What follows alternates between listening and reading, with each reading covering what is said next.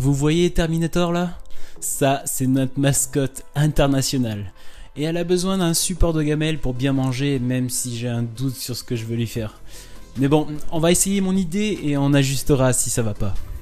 Aujourd'hui, je vais fabriquer un support de gamelle en bois parce qu'elle a tendance à bouger ses gamelles. Je les retrouve pas au milieu de la pièce, mais presque.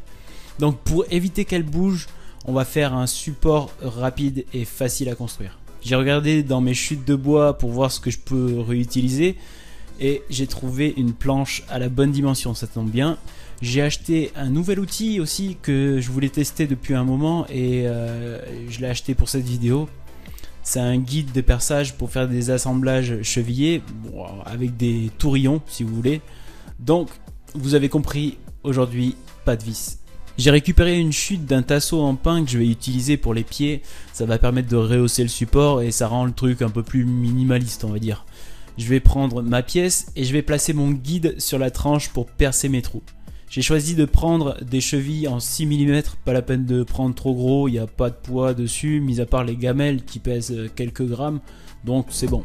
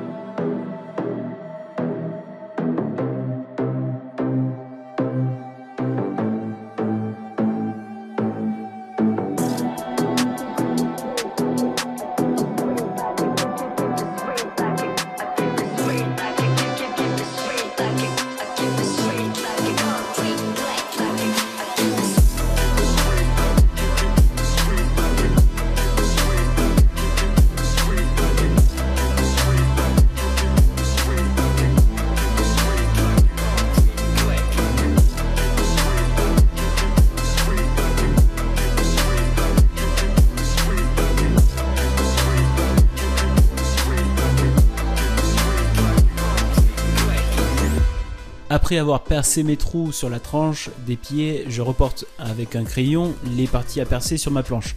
Faites bien attention de prendre en compte l'épaisseur de la planche pour pas les traverser tout simplement.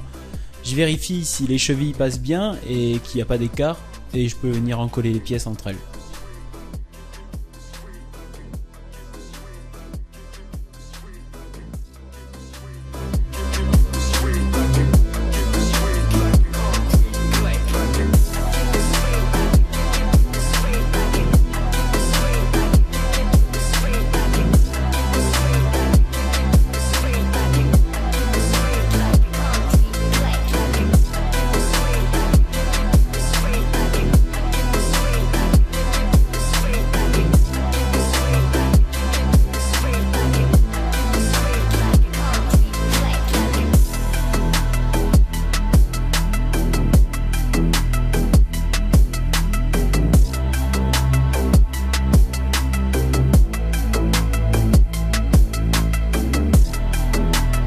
J'avais pas décidé de suite, mais j'ai appliqué la lasure et après j'ai changé d'avis et j'ai modifié un peu le projet. J'ai voulu faire des cercles à la défonceuse, mais à main levée c'est de la merde. J'avais vu un mec qui faisait un compas avec une tige percée et il fallait que je teste. Donc j'ai décidé de fabriquer un compas maison avec une tige en alu et une vis. J'ai simplement fixé ma tige sur la fixation du guide de parallèle de ma défonceuse.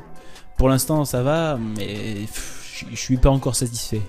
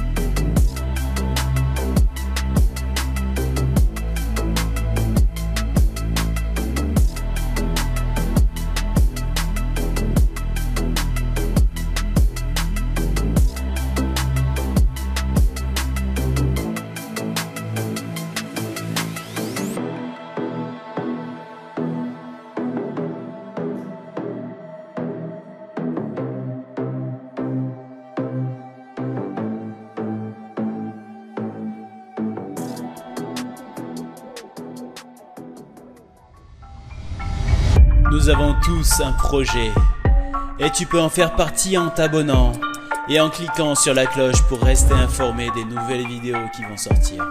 Tu peux aussi rejoindre la feuille sur TikTok et Instagram.